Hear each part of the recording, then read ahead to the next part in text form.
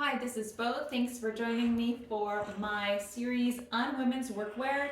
I'm really passionate about companies that make workwear specifically for women. And today my Juno Jones boots just came in the mail. It's an awesome women's owned company. See, women for women.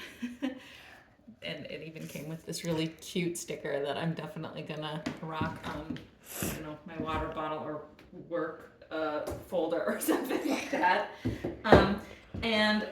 We had an unboxing video, but that was scrapped, so the boots are already on my feet.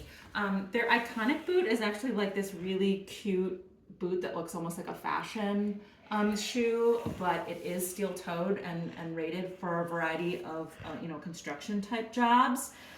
This is the Hadaway steel toe.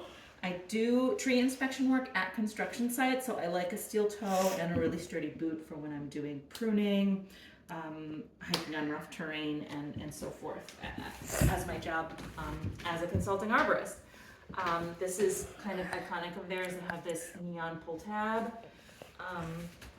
and I'm really liking the look and fit of these. So thanks, Juno Jones, and more women's workwear reviews coming to you. Bye-bye.